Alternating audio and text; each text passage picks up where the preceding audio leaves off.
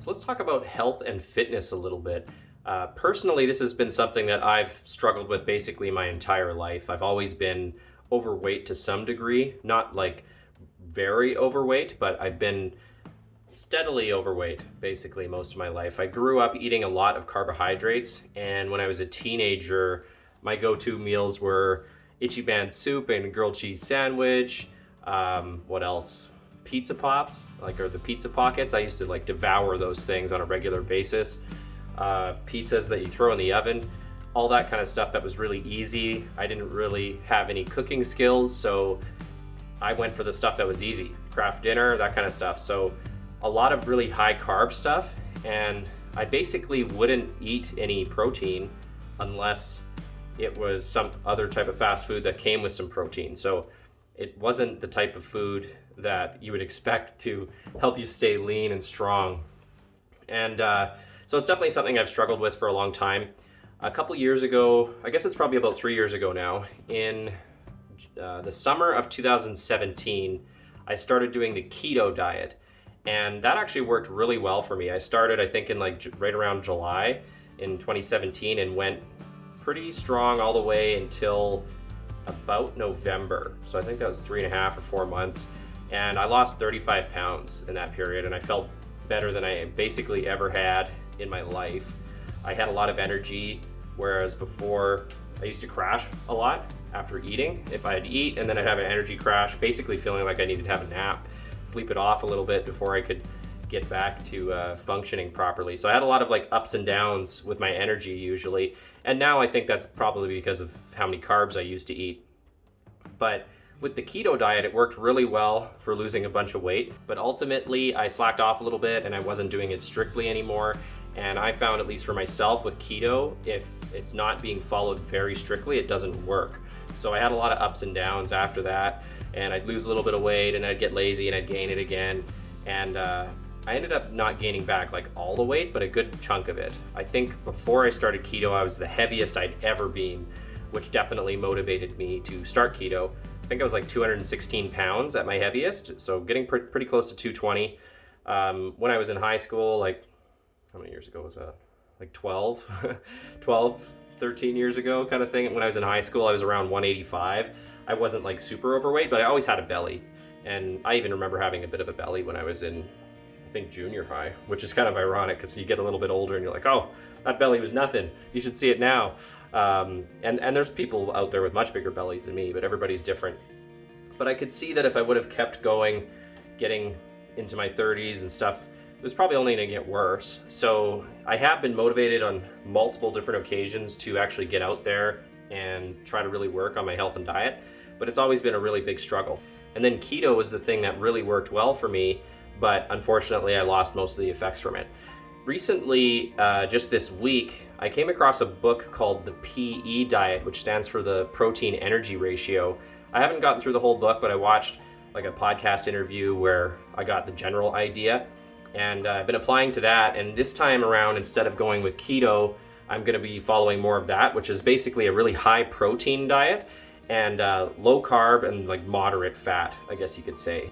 One of the things that I've found really interesting is I've had great energy by focusing on eating protein. And that's kind of the whole idea behind it, is focus on eating protein, getting as much of your energy as possible from protein instead of fat and carbs. Protein is basically the building block of our bodies, the main building block.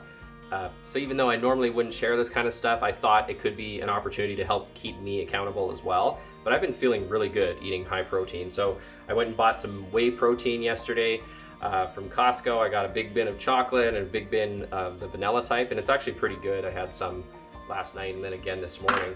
But just by focusing on eating a lot of meat, I feel good and I don't have the energy crash. So to me, that is a very good sign. What made me actually come across this idea, it wasn't the book, the PE ratio. I ended up finding that as a result of me noticing when I sat down and basically ate a whole rotisserie chicken to myself, I felt amazing afterwards. I felt strong, I had energy, I had no energy crash, which is kind of crazy when you think about binging on some chicken. But I had eaten a whole rotisserie chicken to myself, not all at once. I ate half of it, and then, I don't know, an hour and a half later, I ate the other half.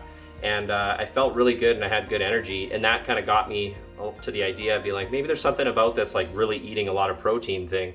So I did some Googling. I can't remember exactly what I did, but I found a video where the guy that wrote that book was being interviewed, and it made a lot of sense. I decided to buy the book, and that's what's caused me to sort of switch my focus to going and focusing on protein first and prioritizing protein. Basically, the book gets you to look at your protein to energy ratio, and the way they describe that is protein, if you think about it in grams, like so 1 gram of protein versus 1 gram of carbs, let's say. So let's say you found a food that for every gram of protein that was in it, there was 1 gram of carbs.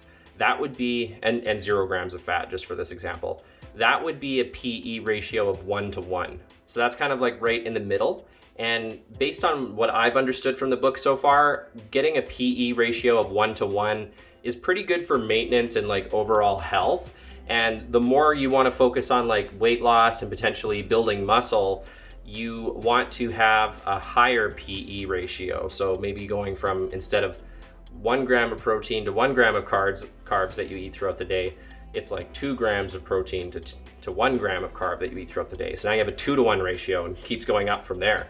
So they've got some really interesting graphics in this book. If anybody's curious, I'll link it to you on Amazon, but I think this is something that's really gonna help me this time. Like I mentioned, I feel really good combining that with the workouts. I've got great energy, and that's something I've also struggled with for like a very long time, basically as long as I can remember. Even when I was in junior high and high school, I was tired all the time, and I felt like I had to eat to get the energy, and then I'd eat and I'd get some energy for a while, and then I'd crash. Then a little while would go by and I'd have to eat again. It was basically this constant like hamster wheel type thing just to get some energy, and at the end of the day I'd be very tired, at least until I got some more energy to play some video games later into the night. That's another story. But I'm pretty hopeful about this high protein thing. Like I said, I've been overweight basically my entire life. When I did keto, the lowest I ever got, I went from 216 down to, I think I was at my lowest, I was like 178 or something like that. And then I went to Mexico and binged on a bunch of Mexican food for like a week. And after that, the habits sort of fell apart a little bit and never kind of got back to that point. So that was my lowest point.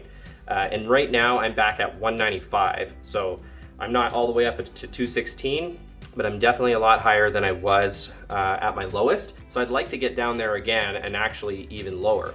And I think this is the way to do it, following my PE ratios and really focusing on prioritizing protein. And you know what, maybe if I'm feeling up to it, I'll share more of it in my DailyTrev updates or whatnot, and that'll help hold me accountable, because I'm sick of not having energy. I'm sick of being overweight. I just want to get healthy, right? I want to have energy. I want to be strong. So that's the goal, and I'm going to use this as a way to help hold me accountable. And you never know, maybe somebody else can learn something from it too. Okay, so I just want to give a little bit more context about this PE diet that I'm starting. The example that I gave earlier, basically I talked about 1 gram of carbs to 1 gram of protein. It doesn't have to be 1 gram of carbs and 1 gram of protein. It can be protein and fat or protein and carbs. So it's not necessarily a low carb approach. It could be a low fat approach. It could work with either. I think I'm a little bit more likely to go on the low carb side of things and try to keep carbs really low and fat moderate in regards to protein, but still making protein the dominant force. So any meal should always be mostly protein, is basically the idea behind it. And you can get in and like calculate your macros and stuff, and I'll probably play around with it and potentially experiment on both sides of things. But the number one thing to keep in mind is that like protein is the priority. So you always want to have high protein, and whether it's carbs or fat, it's always got to be a moderate amount of one of those if you're doing a PE diet type of approach. It's all about trying to avoid high fat and high carbs. Any type of food that's got both together is obviously going to be a problem. So like cupcakes, pizza, actually some of the examples I gave earlier, pizza is really high carbs and high fat, not very much protein. Cupcakes, high fat, high carbs. What else? The pizza pockets that I talked about, those are definitely high carbs, and then they also had cheese and stuff in them, so they're probably a little bit higher on the fat side, and they might have just a little bit of protein. So that type of food, carbs are the dominant force. There's some foods where it's like carbs and fat, there's tons of it, and those are the ones that you're gonna overeat the most, and they're all the problem foods that everybody knows about, and they're really hard to not overeat, basically. So gonna be avoiding those at all costs and going for high protein and either low carb and moderate fat, or high protein and low fat, moderate carb. And you can even apparently switch it up on different days or different meals. Like I said, I'm more likely to go with the high protein, low carb, moderate fat type of route, but I'll play around with it and see how it works.